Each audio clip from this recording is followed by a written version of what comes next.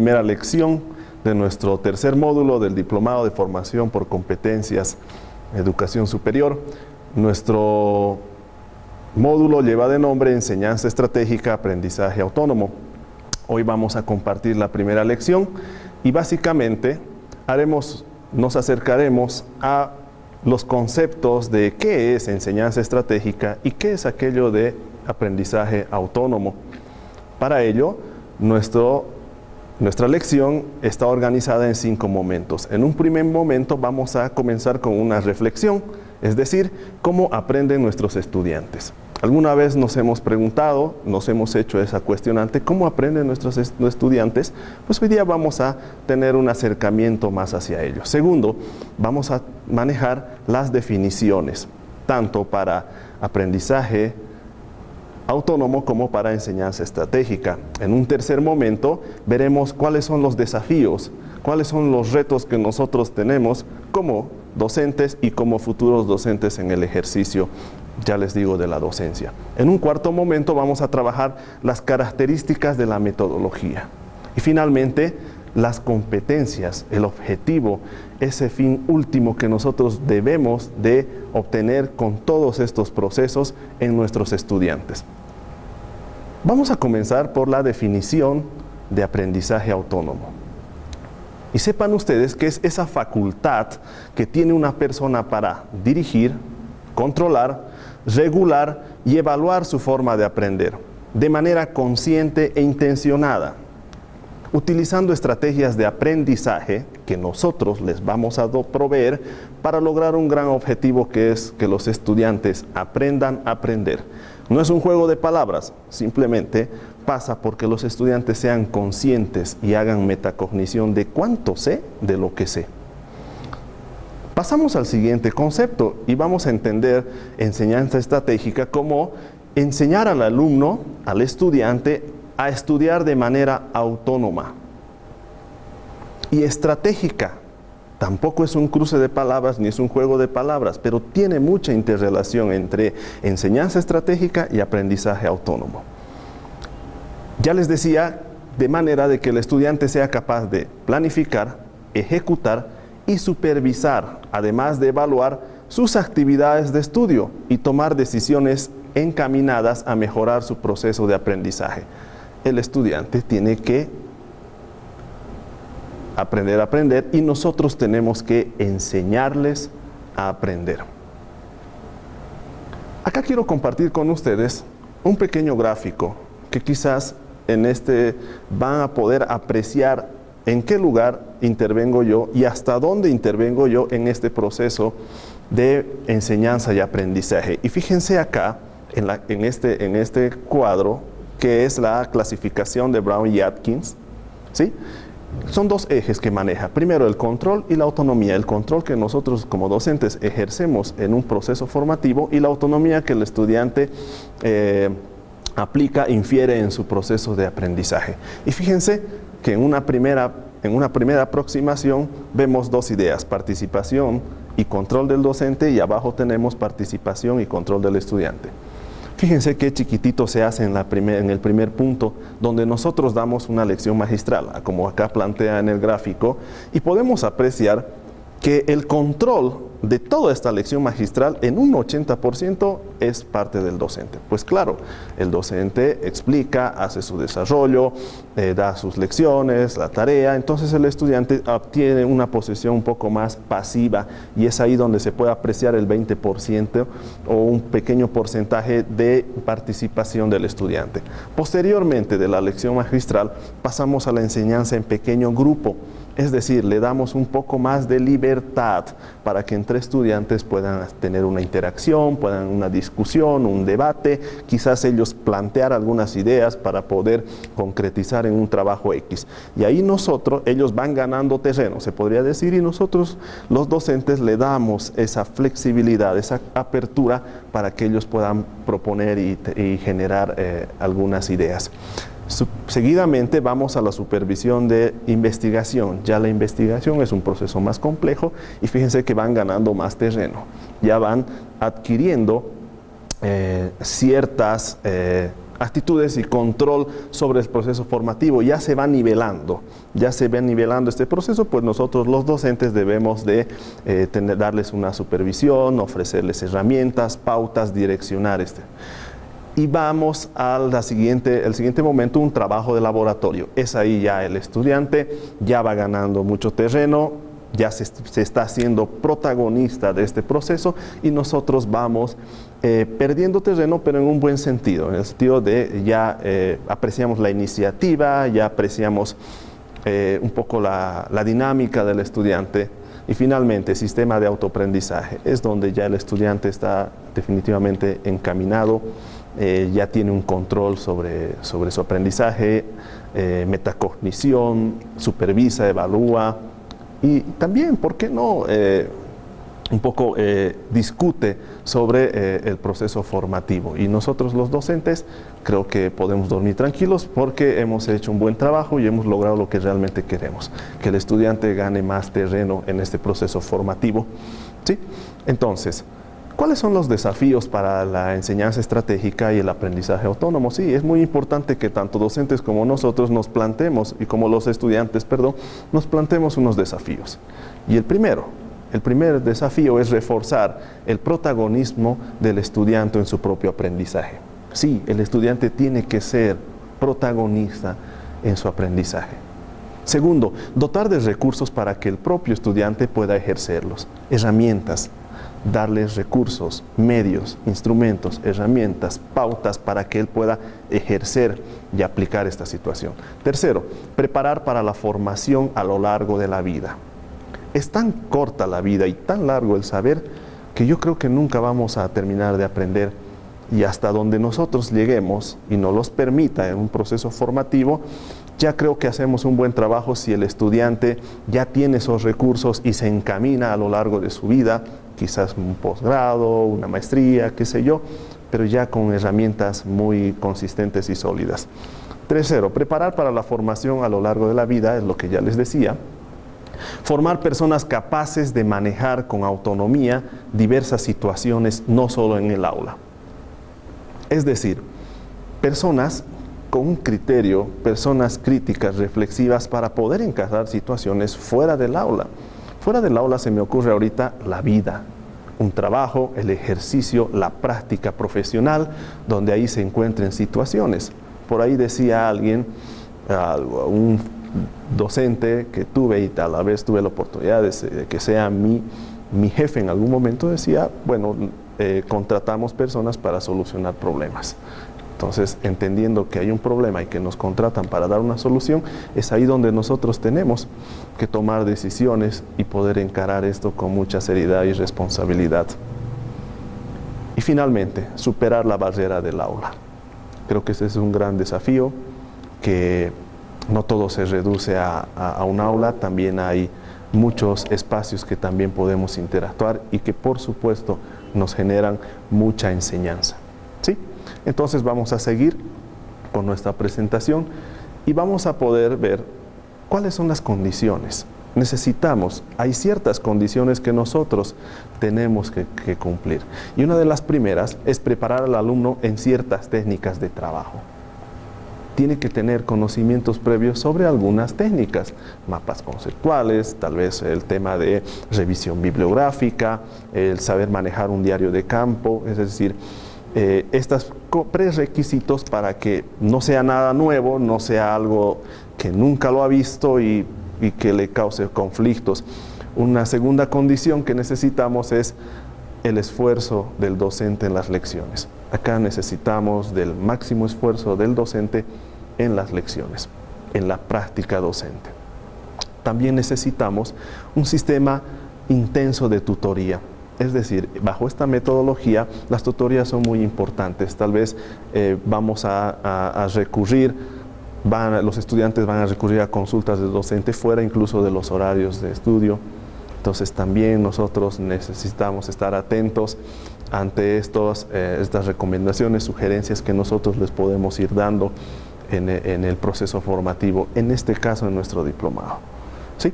También nosotros vamos a necesitar poseer capacidades y habilidades genéricas. comunicación, empatía, el esfuerzo, habilidades sociales, la resiliencia, la asertividad. Entonces necesitamos también de este tipo de habilidades para poder encarar un proceso formativo de ida y vuelta con el estudiante.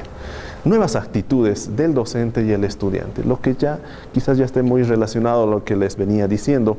Las actitudes es muy importante, el sistema, los valores, los principios, las normas, las reglas y los límites también es muy importante.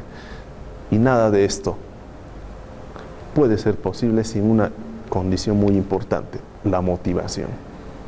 Motivación en ti mismo y motivación para el estudiante. Y que también el estudiante se identifique con el docente y esté altamente motivado para poder trabajar el tema que en su cuestión lo estamos trabajando. A ver, ¿cuáles son las características de la metodología? ¿Sí? Esta metodología tiene 8 características. La primera es una metodología, buscamos la responsabilidad. Una metodología, como dice ahí, responsable. ¿Sí? La responsabilidad es muy importante en los horarios, los tiempos que plantea el docente y también los tiempos que debe de cumplir el estudiante. En una segunda característica de esta metodología está centrado en el estudio. Básicamente el objeto es el estudio. Ambos centramos esfuerzos, centramos muchas cuestiones en el estudio, básicamente, que eso es, en cierto modo es lo que nos mide. Lo mide al estudiante y lo mide al docente, por supuesto. También que es una metodología flexible. Sí, es muy flexible en tiempos, es un flexible también en espacios, muy flexible en la interacción con el docente-estudiante. Otra característica es que es una metodología colaborativa. Sí, colaboración, los trabajos grupales, la interacción entre estudiantes es muy importante también dentro y fuera del aula. Es creativa, ¿sí? Recurrimos a la creatividad, tanto el docente como el estudiante, a generar nuevas formas de aprender, nuevas ideas. También recurrimos a la habilidad para poder asociar un concepto con una situación de la vida diaria, de las realidades que le llamamos. También hace referencia su característica al desarrollo de capacidades. Capacidades, el yo puedo, el sentirse capaz de poder solucionar una situación o poder plantear otras ideas. También una característica es automotivador. Una actividad te motiva a hacer otra actividad. Una lección muy bien planteada te motiva a que la puedas superar. Y te genera un espíritu competitivo, es decir, cada día tanto el docente como el estudiante se miden para poder superar sus propios récords, le podemos llamar así. Y finalmente es autodependiente, ¿no? Buscamos una dependencia, no buscamos una dependencia de, esperaremos que el docente nos diga cuándo vamos a dar el examen. Quizás nos prepararemos ante cualquier situación, quizás lo hacemos en un tiempo muy próximo, ¿verdad? ¿Cuáles son los requisitos previos del docente? Primero, tener un plan de trabajo claro. Este es un requisito importantísimo, de principio a fin. Va desde las competencias, las actividades, los instrumentos, el sistema de evaluación, los tiempos y quizás ser fieles a lo que nosotros planteamos. Un buen plan de trabajo y claro, además, nos asegura un tanto de éxito en todo el proceso formativo. Segundo, motivar al estudiante. Qué importante es generar motivación al estudiante. Las expectativas que nosotros generamos, damos a los estudiantes, es muy importante a la hora de que ellos puedan desarrollar sus actividades. Una persona motivada es una persona que tiene retos consigo mismo y retos también con la institución en el caso de una fuente laboral. Definir las condiciones del curso y niveles de exigencia. Es decir, desde un inicio es muy importante plantear, vamos a comenzar de esta forma. Segundo, va ampliando la intensidad, la exigencia de los trabajos. La tercera semana ya va a ser mucho más analítica, atentos, alístense para aquello. Y la última semana va a ser evaluativa. Es ahí donde de todo el proceso se va a reflejar el aprovechamiento. Entonces, es muy importante definir este aspecto. Y finalmente, especificar el sistema de evaluación y pruebas. Nos vamos a medir con esto.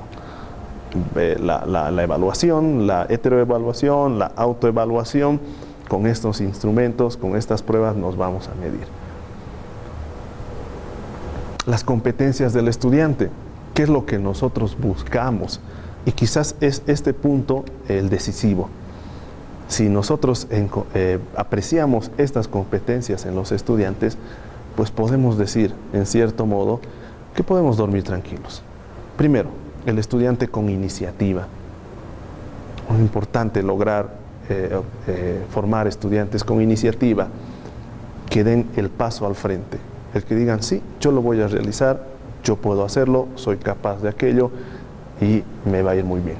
Segundo, necesitamos generar las competencias del estudiante, configurar trabajos realistas, que el estudiante sea realista de que hasta dónde puede llegar y qué es lo que necesita o cuál es su debilidad en ciertos aspectos. Hay estudiantes que son muy analíticos, hay estudiantes que son muy prácticos, hay estudiantes que son muy reflexivos, muy instrumentales también, muy metódicos. Entonces, trabajos realistas que no prometan cielo y tierra y que sean que pisen tierra.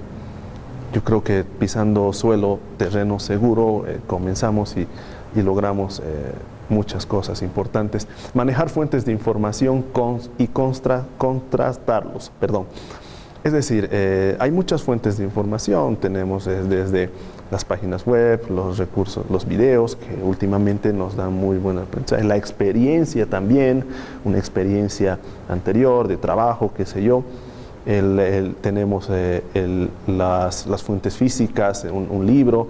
Entonces, cruzar la información, no valerse solo de una fuente, sino ver qué tan verídica, cuál es su procedencia, si hay alguna relación con esta otra, en qué coinciden, cuál es el punto en común, qué me va a servir de esta información.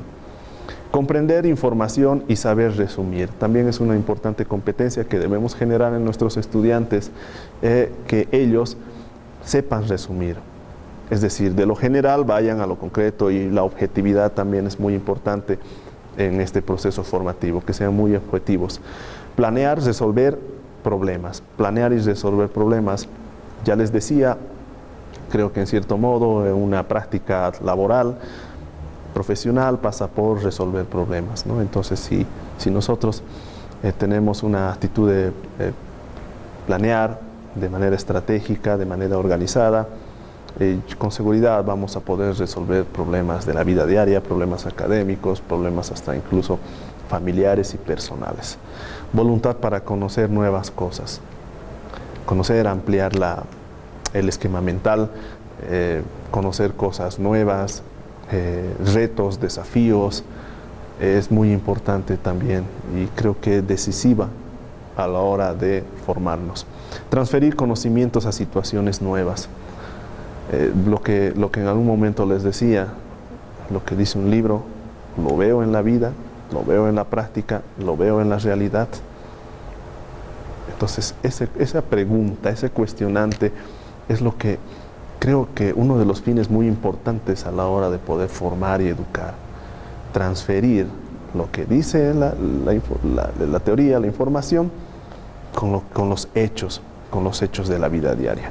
Y finalmente, reflexionar y evaluar su propio trabajo. Lo he hecho bien, pude realizar las tareas propuestas. Creo que he fallado en este aspecto, no me ha ido muy bien, pero necesito reforzar aquello, hacer metacognición, ¿sí? Entonces, bueno, para ir terminando, para ir concluyendo, permítanme, hablamos mucho de motivación, hablamos mucho de competencias, las competencias básicamente lo actitudinal, lo procedimental y lo conceptual. Les he dado una pequeña mirada conceptual, ¿sí? También les he dado una pequeña mirada procedimental sobre algunas habilidades y ahora quiero compartir una mirada actitudinal. Y lo voy a hacer con una parábola, ¿sí? Creo que es una forma que desde mi punto de vista me ha ido muy bien a la hora de poder enseñar algo a los estudiantes. Entonces, esta es una parábola sobre el anillo. Había un reino donde su rey, por supuesto, convoca a sus 3 sabios y le dice, bueno, yo quisiera que ustedes, mis 3 sabios, puedan crear, elaborar algo que represente mi grandeza. Entonces el sabio número 1 se pone a pensar y dice, yo le voy a hacer una capa, mi rey. Esa capa va a representar su grandeza. El segundo sabio dice, bueno, entonces yo voy a hacer una corona que represente la grandeza de mi rey. Y el tercer sabio, con un perfil bajo, que no levantaba mucha polvareda y no presumía mucho de su sabiduría, dice, yo le voy a hacer un pequeño anillo. Entonces llega el momento donde estos 3 sabios tienen que presentar ante su rey cuáles son lo que han inventado, lo que han creado. Entonces, el primer sabio le dice, mi rey, acá está, le traigo su capa. El rey dice, bueno, no veo nada de especial en esta capa, pero bueno, ya me estoy dando cuenta qué tan sabio eres, ¿no? Bueno, el segundo sabio se acerca y le dice, yo le voy a dar mi corona. Y el rey dice, bueno, corona tienen todos los reyes, no le veo nada de especial a tu corona, pero no importa, ya me estoy dando cuenta qué tan sabio eres. Y el tercer sabio se acerca y le dice, yo le traigo un anillo, un pequeño, simple, sencillo anillo. Cada vez que esté usted en una situación difícil, dura o de difícil solución, saque su anillo y lea lo que dice en la inscripción. Entonces al sabio le ha parecido muy interesante y fiel a la instrucción de su sabio se coloca el anillo y bueno, llega un momento donde tiene que ir a una guerra, a una batalla, va con sus soldados, pierde estrepitosamente, cae prisionero con unos cuantos soldados, en el ostracismo, en el olvido. Entonces se acuerda de su sabio y dice, claro, cada vez que esté en una situación difícil, tengo que sacar mi anillo y leer lo que dice en la inscripción. Entonces saca su anillo y en la inscripción decía, esto también pasará. Le cuesta encontrarle el sentido a las palabras, pero luego reflexiona y dice, claro, las cosas malas pasan, pero pasa mucho por mi actitud. Y es ahí donde comienza a motivar a sus soldados. Y los motiva a tal extremo de que llegan a la conclusión de que hay que morir con dignidad. Intentaremos huir. Y si no logramos hacerlo con dignidad, ¿cómo vamos a saber que no podemos salir de esta situación si no lo intentamos? Logran huir, vuelven a su reino, rearman el ejército, vuelven al reino en el cual fueron prisioneros, lo conquistan, se traen bienes, riquezas, y en el reino de este rey todo es alegría, todo es diversión, todo es júbilo, todo es entretenimiento, todo es hermoso. Entonces el sabio se acerca y le dice, mi rey, hoy es cuando más necesitas de tu anillo. Y el rey le dice, pero ¿qué estás hablando? Todo está bien, no falta nada, todo está en orden. Precisamente por eso, la grandeza de tu persona se demuestra en saber gestionar lo bueno. Entonces el rey, a tanta insistencia, saca el anillo y lee en la inscripción. Y en la inscripción decía, esto también pasará. Las cosas buenas pasan, las cosas malas pasan. Pero yo creo que en ambos pasa por la actitud que tú tengas. La actitud no es otra cosa que el buen trato. Y tu forma de ser, la última libertad que tenemos nosotros los humanos, ¿verdad? Con esta parábola quiero cerrar la primera lección. Atentos a cualquier duda, comentario, cualquier inquietud, por favor participen en la plataforma, midan sus tiempos, realicen las actividades, háganlo con muchas ganas, motívense, busquen un sentido a las cosas y con seguridad que les va a ir muy bien. Un servidor, su docente, a disposición y nos vemos en la segunda lección. Muchas gracias.